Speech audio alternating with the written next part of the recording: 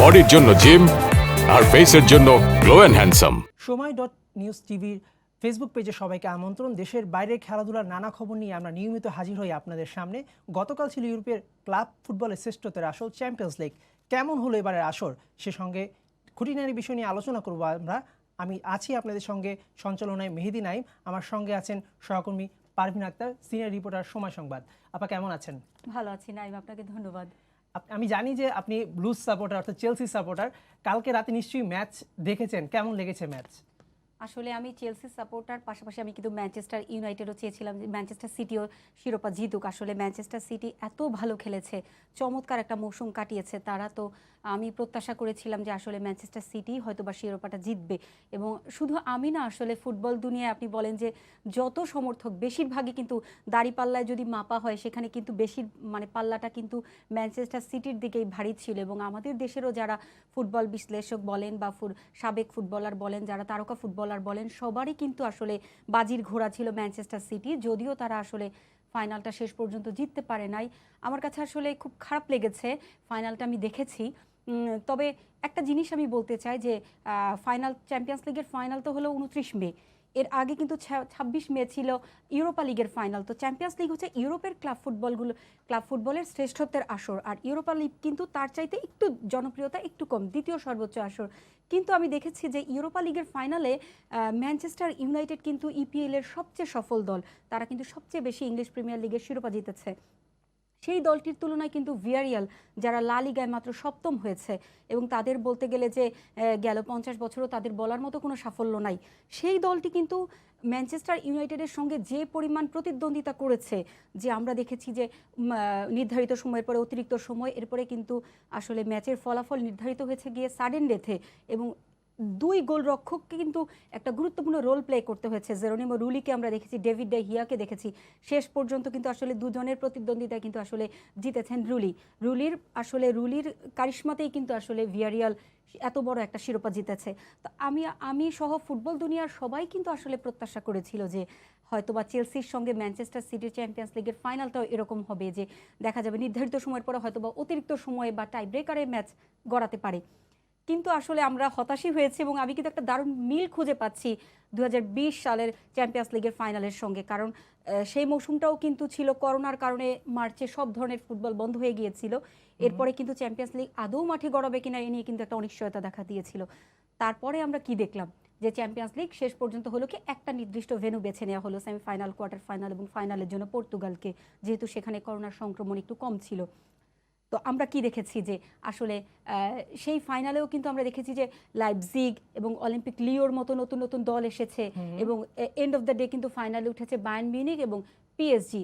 তো সবাই আসলে প্রত্যাশা করেছিল যে বায়ার্ন মিউনিখও ভালো দল, পিএসজিও কিন্তু অনেক টাকা পয়সা খরচ করে নেইমারের মতো তারকা আছে যে তারা জিতবে।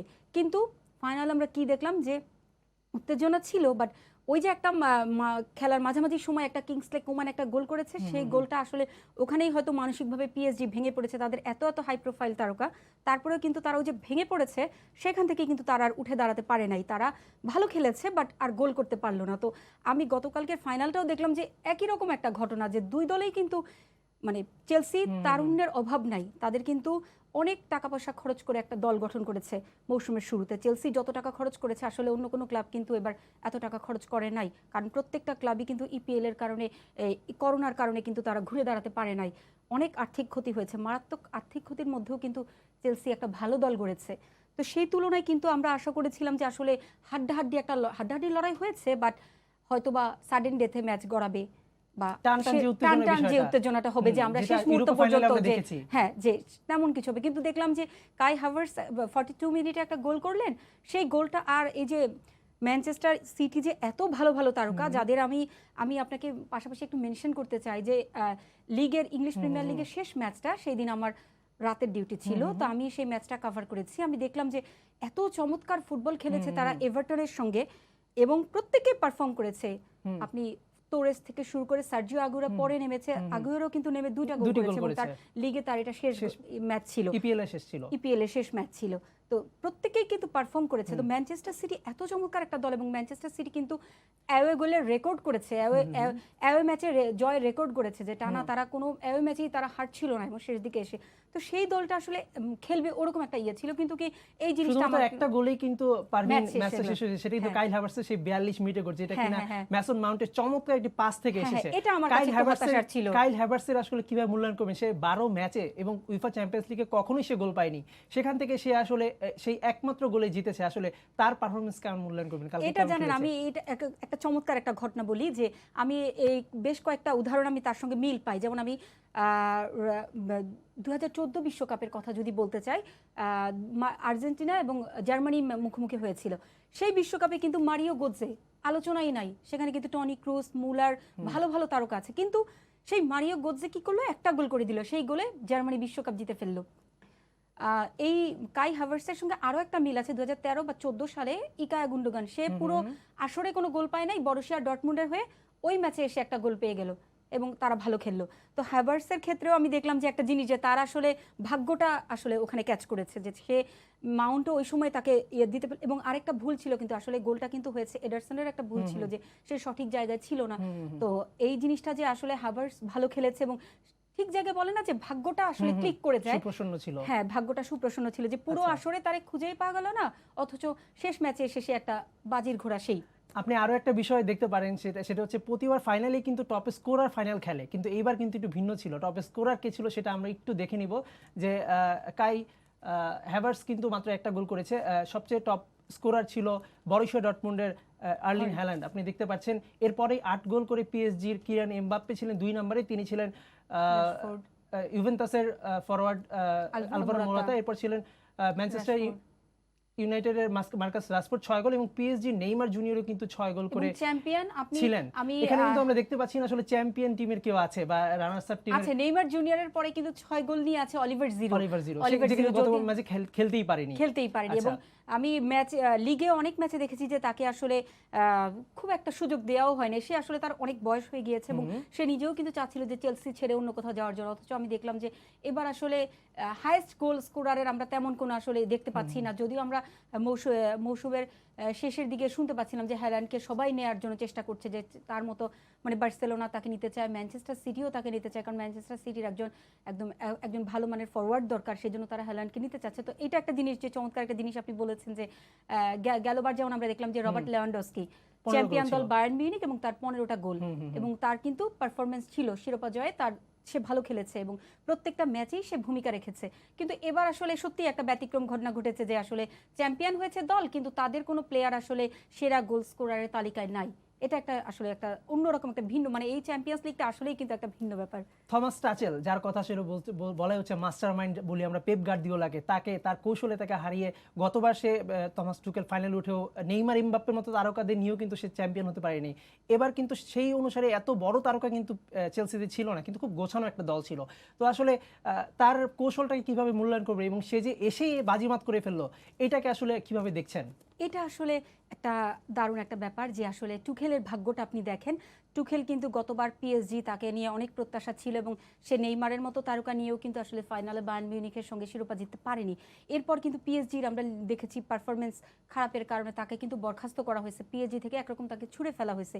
এবং অ্যাট দ্য সেম টাইম কি হয়েছে, চেলসিতে ফ্র্যাঙ্ক ল্যাম্পার্ড চেলসির সাবেক ফুটবলার, এবং সে কিন্তু চেলসির অনেক সাফল্যের কারিগর, এবং এই দলটা কিন্তু আসলে টুখেল সাফল্য এনে দিয়েছে। কিন্তু নাইম একটা বিষয়, যে এই তরুণদের নিয়ে যে দলটা, এই দলটা কিন্তু তৈরি করে দিয়েছে আসলে ল্যাম্পার্ড। এই ফুটবলারদেরকে বেছে বেছে কাকে দলের জন্য কোন পজিশনে নিয়ে আসবে, এই জিনিসটা কিন্তু ঠিক করেছে আসলে ল্যাম্পার্ড। কিন্তু দল ছন্ন ছাড়া পারফরমেন্স ছিল, এই জন্য আসলে তাকে চাকরি হারাইতে হয়েছে। তো তার চাকরি হারানো কিন্তু সাপে বড় হয়েছে আসলে টুখেলের জন্য। তো টুখেল কিন্তু আপনি জানেন যে জানুয়ারিতে যখন টুখেলকে দায়িত্ব দেওয়া হয়, জানুয়ারি শেষের দিকে, তখন কিন্তু চেলসির অবস্থা খুবই খারাপ ছিল এবং চেলসি ছিল টেবিলের 9 নম্বরে, জিততেই পারছিল না দল। সেখান থেকে কিন্তু যখন টুখেল দায়িত্ব নিলেন, সে কিন্তু চেলসিকে এমন একটা মানে গোছানো একটা পুরো দলকে একটা ছকে নিয়ে এসছে, এবং প্রত্যেকটা আমার কাছে মনে হয়েছে যে আসলে প্রত্যেকটা ফুটবলার আসলে সে যে টুখেলের বয়স কিন্তু খুবই কম এবং সে আসলে তরুণদেরকে আসলে মোটিভেট করতে পেরেছে। আমার কাছে মনে হচ্ছে যে সে চমৎকার একজন মোটিভেটর।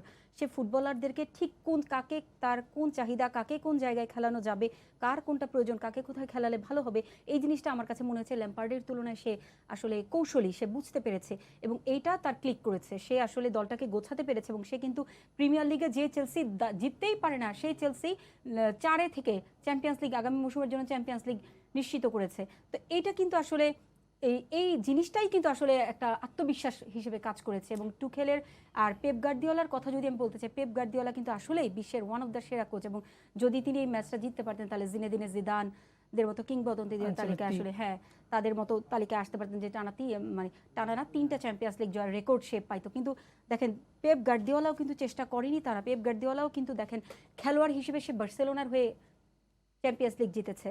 এরপরে সে বার্সেলোনাকে যখন আমি যদি একটু পেপ গার্দিওলার অতীতটা আপনাকে বলি, যে গার্দিওলা যখন বার্সেলোনার দায়িত্ব নেন তিনি কিন্তু ওই মৌসুমে বার্সেলোনাকে ট্রেবল উপহার দিয়েছিলেন এবং শুধু তাই না, কাতালুনিয়ার পার্লামেন্টে তাকে একটা বিশেষ সম্মাননা দেওয়া হয়েছিল এই পারফরমেন্সের জন্য এবং পরের মৌসুমেও কিন্তু তিনি বার্সেলোনাকে চ্যাম্পিয়ন্স লিগের শিরোপা উপহার দিয়েছিলেন। তো আসলে এই মানুষটা এত কষ্ট করেছেন এবং যখন তিনি বার্সেলোনা ছেড়ে বায়ার্ন মিউনিখে গেলেন, বায়ার্ন মিউনিখ তার কিন্তু একটা কষ্ট ছিল যে আসলে বায়ার্ন মিউনিখে বুন্দেসলিগার শিরোপা উপহার দিয়েছেন। শুধু তাই না, বায়ার্ন মিউনিখ টানা জয়ের একটা রেকর্ডও কিন্তু আছে তার। বার্সেলোনার হয়েও তিনি টানা জয়ের রেকর্ড গড়েছেন কোচ হিসেবে। বুন্দেসলিগায় যে বায়ার্ন মিউনিখকে উপহার দিয়েছেন এবং ম্যানচেস্টার সিটির হয়েও কিন্তু তিনি এই রেকর্ডটা তার আছে। কিন্তু আসলে এটা আমি দুর্ভাগ্যই বলবো যে আসলে তিনি যে চেষ্টা করেন নাই তা না, বা তার কৌশল যে খারাপ তা না। তবে একটা মজার বিষয় যে আসলে তিনি কিন্তু একটু শিখে, ওই যে আমরা ঠেকে শিখি না, শিখতে পারতেন। যে আমরা কিন্তু দেখেছি লিগ কাপে ম্যানচেস্টার সিটি কি করেছে, চেলসির কাছে হেরেছে। লিগেও কিন্তু ম্যানচেস্টার সিটি চেলসির কাছে হেরেছে। তো এই দুইটা ম্যাচ আসলে কিন্তু ভাবতে পারতো যে গার্দিওলা আসলে কোন কোন জায়গায় ঘাটতি, হয়তো তিনি ভেবেছিলেন আসলে কি এন্ড অফ দ্য ডে ভাগ্যটাও কাজ করেছে ম্যানচেস্টার সিটির জন্য। আসলে ভাগ্যটা হয় আমার কাছে। আমরা ম্যাচ নিয়ে কথা বলি। কালকে অ্যানগোলো কান্তে কালকে কিন্তু গলের নিউক্লিয়াস হিসেবে কাজ করেছে এবং আগুইরেকে খেলানো হয়নি যে কিনা আগের ম্যাচে গোল পেয়েছিল। আসলে এই দুইটা সিদ্ধান্ত আসলে কিভাবে নিচ্ছেন? আসলে আগুইরেকে খেলালো কি আসলে লাভ হতো কিনা? আসলে সার্জিও আগুয়েরোর কথা আমি হয়তোবা পেপ গার্দিওলা তো তিনি নিশ্চয়ই, তিনি তো মাস্টার মাইন্ড, তিনি তো সবকিছু, তিনি আসলে যে একাদশটা নামিয়েছেন আমার কাছে মনে হচ্ছে যে এটা পারফেক্ট ছিল।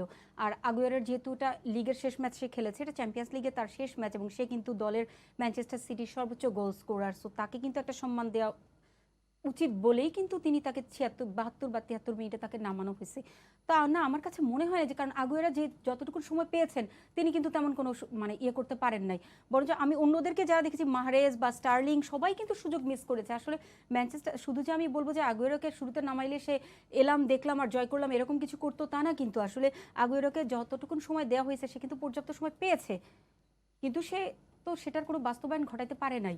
আসলে চেলসি এত ভালো খেলেছে, যদিও বল পজিশনে কিন্তু ম্যানচেস্টার সিটি অনেক এগিয়ে ছিল, 61-39। হ্যাঁ 61, প্রায় দ্বিগুণ চেলসির তুলনায়। সেখানে আপনি দেখেন যে চেলসি চেলসির যে ম্যানচেস্টার সিটির বল পজিশন এত ভালো ছিল, কিন্তু কি আসলে তাদের বলগুলো আসলে টার্গেট অনুযায়ী যেতে পারেনি, এটা আমার কাছে মনে হয়। কারণ স্টার্লিংয়ের আমি কয়েকটা দেখেছি, আমি রিয়াদ মাহরেজকে বলবো যে দেখেছি এমন সুযোগ তারা হারিয়েছেন যেটা আসলে মানাই যায় না।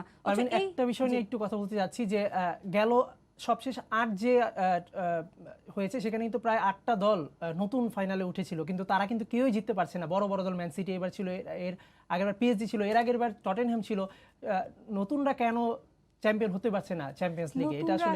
এটা আসলে আমি বলবো যে ভাগ্য, অথবা তারা আসলে ওই চাপটা নিতে পারছে না যে ফাইনালের যে প্রেশার, এটা কিন্তু সত্যি আপনি ফেলে দিতে। কারণ টটেনহ্যাম যখন এলো, আমি দেখেছি টটেনহ্যাম এত চমৎকার খেলেছে যে তারা ইতিহাসের সেরা পারফরমেন্স ছিল তাদের। হ্যাঁ, এরপরে পিএসজি তো বরাবরই ভালো খেলে লিগে ওয়ানে, তারা এবার লিলের কাছে শিরোপা হারিয়েছে, বাট গেল কয়েকটা বছর ধরে কিন্তু পিএসজি একটা ফরাসি ফুটবলের একটা সেরা পরাশক্তি, তাদেরকে কিন্তু হারিয়ে কেউ লিগ ওয়ানের শিরোপা জিততে পারেনি। এবার যদিও লিলে পেরেছে। তো এবার আমরা দেখেছি যে চেলসি, তো আসলে কি বলবো, ম্যানচেস্টার সিটি পারলো না। কিন্তু আসলে ম্যানচেস্টার সিটি যে খারাপ দল বা তারা খারাপ খেলেছে তা কিন্তু না। আসলে আমার কাছে মনে হয় যে ফাইনালের যে প্রেশারটা, এটা হয়তো বা নিতে পারছে না। তবে আমরা আশাহত হতে চাই না, নেক্সট মৌসুমে হয়তো বা আমরা আরও কিছু দেখবো। সেখানে হয়তো আমরা আরও কিছু দেখতে পারি। আর আরেকটা বিষয় আমি আপনাকে একটু বলতে চাই, যেটা আমি তখন বলতে পারিনি, যে এবার কিন্তু আসলে ফাইনালটা হওয়ার কথা ছিল কিন্তু অন্যরকম। আপনি জানেন যে 2 মাস আগে যখন উয়েফা সুপার লিগের একটা হঠাৎ করে একটা ফুটবল দুনিয়াকে টালমাটাল করে দিল, একটা ভাবনা চলে আসলো যে উয়েফা সুপার লিগ, সেই লিগটা কিন্তু তখন কিন্তু সেমিফাইনালের আগে ভাবনাটা আসলো যে আসলে স্পেন ইংল্যান্ডের ক্লাবগুলো চাইলো যে নতুন করে একটা 12টি ক্লাব চাইলো যে একটা নতুন করে সুপার লিগ করবে উয়েফার বাইরে এসে। তখন কিন্তু সেমিফাইনালের কিছুদিন আগের কথা সেটা, তখন কিন্তু সেমিফাইনালের লাইন আপ ছিল Chelsea, Real Madrid, Manchester city, PSG. তো তখন কিন্তু পিএসজি ছাড়া 3টা দলই কিন্তু উয়েফা সুপার লিগের নাম লিখিয়েছিল। লাস্ট আমার একটা প্রশ্ন আছে, সেটা হচ্ছে গিয়ে যে করোনার মধ্যে 16,000 দর্শক মাঠে এসে খেলা দেখেছে এবং যেটা আসলে খুব উন্মাদনা ছিল। তো আসলে এই করোনা পরবর্তী সময় আবার ইউরো শুরু হতে যাচ্ছে, করোনার মধ্যে খেলা শেষ করা এবং আবার ইউরো চলে আসা, সব মিলিয়ে প্রস্তুতিটা কেমন হলো দলগুলোর এই উয়েফা চ্যাম্পিয়ন্স লিগে? অবশ্যই আমি বলবো দুর্দান্ত প্রস্তুতি হয়েছে। গতকালকে আপনি এনগোলো কান্তের খেলা দেখেছেন এবং আমি তো কমেন্টেটরদের কথা শুনেছি যে তাদের কমেন্ট্রি শুনলাম যে তারা প্রত্যেকে মানে প্রশংসায় ভাসিয়েছেন কন্তেকে, যে এত চমৎকার একজন ফুটবলার। আমি যদি তার সম্পর্কে 4টা কথা আপনাকে বলি, যে সে দিয়ে একজন ফরাসি ফুটবলার, সে তার প্রথম ক্লাব ছিল যেটা আমরা বাংলাদেশের ফুটবল সমর্থকরা খুব বেশি জানেন না এই ক্লাব সম্পর্কে। এরপর কিন্তু সে লেস্টার সিটিতে তার যাত্রা, এবং লেস্টার সিটি ওই মৌসুমে চ্যাম্পিয়ন হয় এবং সেবার কিন্তু সে পিএফএ প্রফেশনাল ফুটবল অ্যাসোসিয়েশনের সেরা ফুটবলার নির্বাচিত হয়েছে। এবং পরের মৌসুমটা তার চেলসি, এবং চেলসিতে এসেও কিন্তু সে চেলসিকে লিগ শিরোপা উপহার দিয়েছে। এবং তারপরের মৌসুমে ছিল সে ফ্রান্সের হয়ে বিশ্ব চ্যাম্পিয়ন। 2018-তে ফ্রান্স দলে খেলেছে এবং সে কিন্তু ওখানেও নিউক্লিয়াস ছিল। এক্স্যাক্টলি। আমরা তারকাদের কথা শুনেছি, এমবাপ্পে বা অন্যদের কথা শুনেছি, কিন্তু আমরা কিন্তু কন্তের কথা নিয়ে কিন্তু অনেক টানাহেঁচড়া শুরু হয়ে গেছে। এত আশা করছি তাকে সব কোচরাই কিন্তু আসলে তাকে এখন চাচ্ছে, এবং টুখেলের সঙ্গে কিন্তু 2023 পর্যন্ত চুক্তি নবায়ন করতে যাচ্ছে। কিন্তু গতকালকে পোস্ট ম্যাচে বলেছিলেন যে এখনো আব্রামোভিচের সাথে তার কথা হয় নাই, কিন্তু তিনি অলরেডি ইঙ্গিত পেয়েছেন ক্লাবের পক্ষ থেকে যে 2023 পর্যন্ত হয়তোবা তার সঙ্গে চুক্তির মেয়াদ বাড়তে পারে। তো তিনি চাইবেন হয়তোবা যে আরো আগামী মৌসুমে ক্লাবকে আরো সাফল্য উপহার দিতে। তবে কিন্তু এক্ষেত্রে কিন্তু আমরা ভিন্ন জিনিসও দেখেছি। অনেক ক্ষেত্রে হয় কি যে ক্লাব অনেক সাফল্য পেয়েছে, এই মৌসুমে পেয়েছে, পরের মৌসুমে যেয়ে কিন্তু আর সাফল্য পায় না।